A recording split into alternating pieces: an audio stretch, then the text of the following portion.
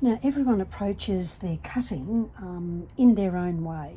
So when I talk about how I cut, that's how I do it, but it doesn't mean it's absolutely the right way to do it. It is just one way in which to do it.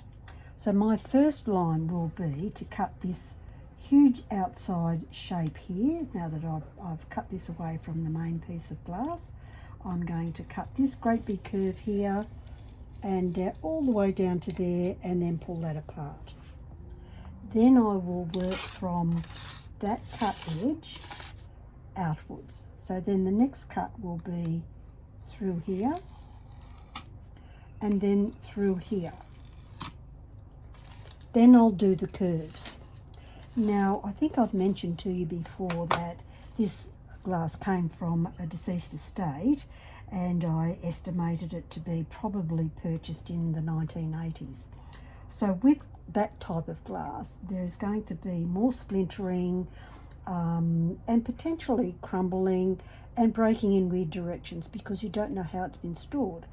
But we'll give it a go, and hopefully we'll get a great butterfly out of this piece of glass. And luckily there's heaps of it, so if it does go wrong, I can cut another piece.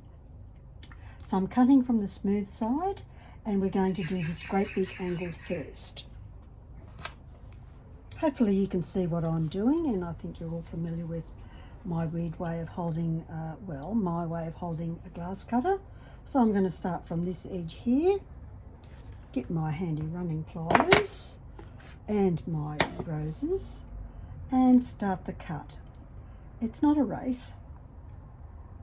So you just take your time. You go as slow as you want to go or as fast as you want to go. Some cuts you'll do quickly, some more slowly. So hopefully you can see some of this at least. Oh, I'm going to get all the way around this little bendy bit here. It's okay because it's an outside curve, so I don't really have anything to worry about. The curve that will be of interest are these and these, and the natural way in which a glass will want to take the easiest route to break.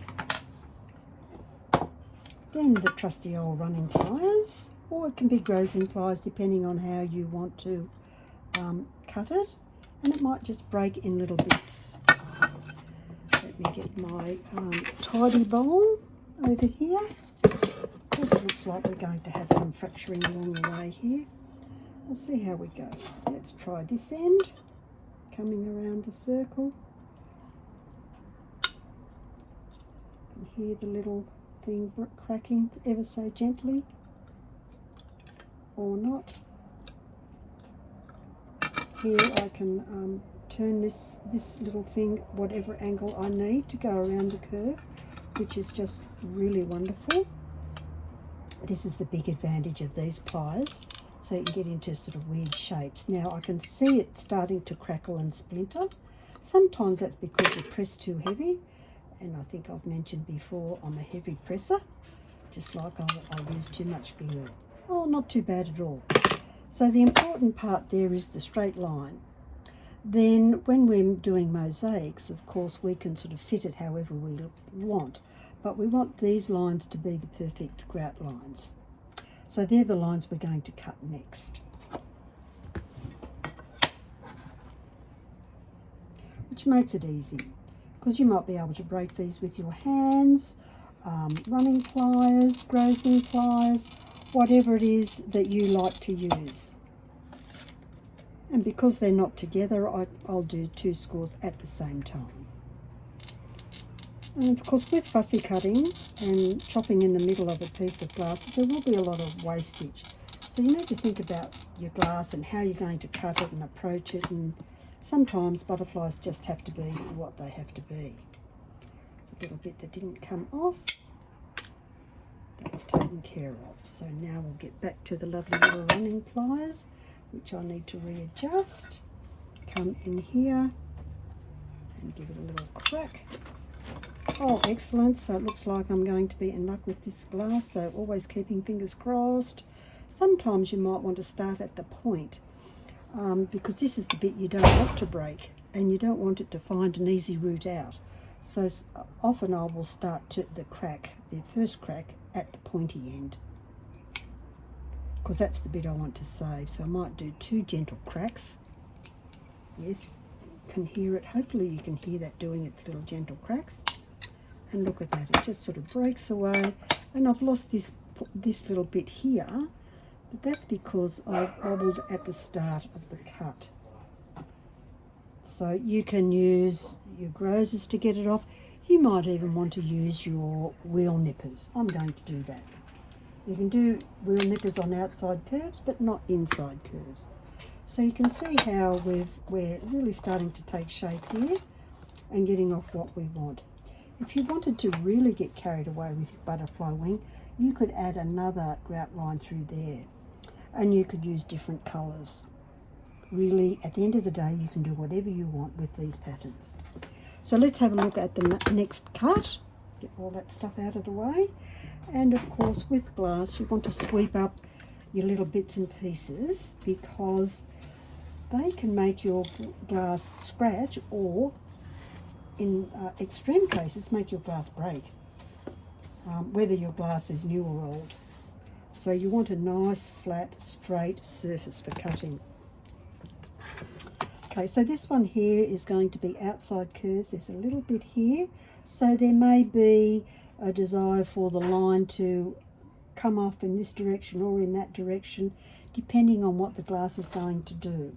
And we won't know that till we approach it. So I should be able to cut that curve in one score line.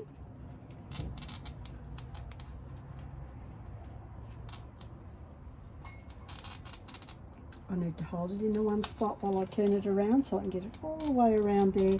Makes for nicer curves and less need for me to use my rubbing stone on the edges.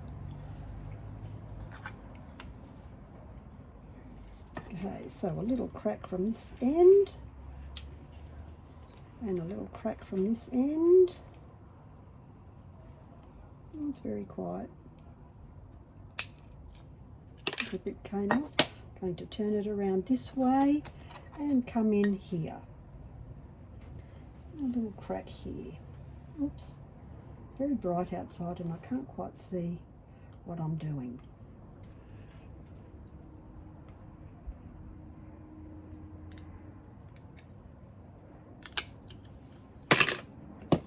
And there we have most of it off. So there's going to be a little bit of rubbing to do here where it's broken in a very weird way. And you can see there's some very sharp splintering going on here. These are the bits that will cut you. So it's really important once you're doing this to keep an eye on that and rub them off. And remember, I said in an earlier video that it's the bottom side that's the really sharp, nasty bit. So always watch for the bottom bit, but we will rub off both sides to lessen any opportunity for cutting ourselves. Give the surface, because it was splintering, there's some really long, nasty splinters there that we need to get rid of. That's because of the glass. It's old and I'm trying to repurpose it. So now we've got the tricky corner. So here you can take out some of the excess, which helps with some inside curves, because that's an inside curve at the end of the day. That helps to take some of the stress off that. So I'm just going to use my groses to pull that little guy bit out. And that will make it a little easier. You can just do it in sections if you're concerned, or you can do a whole lot and keep your fingers crossed. I'm a bit of a high-risk player, so I do the whole lot and keep my fingers crossed. Doesn't always work. I have had to recut pieces, but such is life and such is fun. And around that, all the way around there. So I'm going to take this little bit off first, because the natural way in which this will want to break is straight across there. And you don't want to lose that. I've had those sorts of things happen, and then I just reshape it because I don't need a specific pattern. It's a mosaic. It would be very different if I was doing stained glass. So I might start this one here by just pulling it away off that edge. And you might want to we might give these little runners a go. So I'm going to do from this edge because I don't want it to really but there is an opportunity for it to go straight across there as well. So it is a little bit tricky, this curve, and you might want to practice it on some clear glass just to see how you go, because it is an inside curve. You could also put your grazing pliers in there and pull it away, keeping fingers crossed that it comes out. And how lucky am I? There's a little bit there that will need a bit of a rubber dub. And then we've got our last bit here,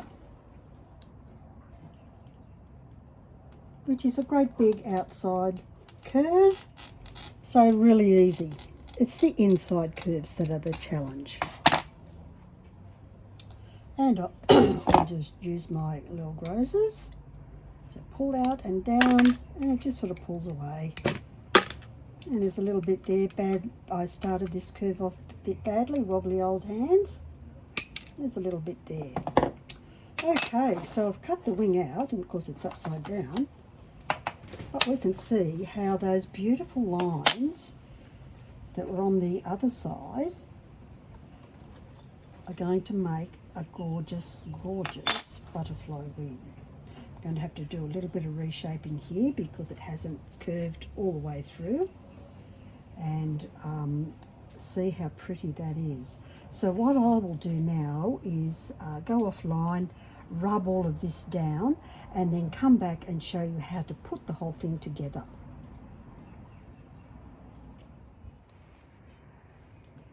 Okay, so now we've cut them all out and ready to put them together. I've gone over all of the edges, but I just noticed I need to round this little bit off. For some reason it ended up a bit chunky, a bit square.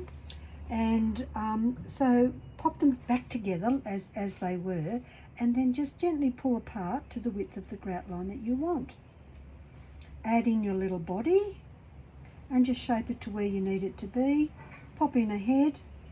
You can cut that out of glass, you can do a bead, you can do whatever you like. There's a video demonstration on how to make these antennae. I've just done an extra little flourish on the end bits, so you can have them pointing in a particular direction, upwards or outwards or wherever you want them to be.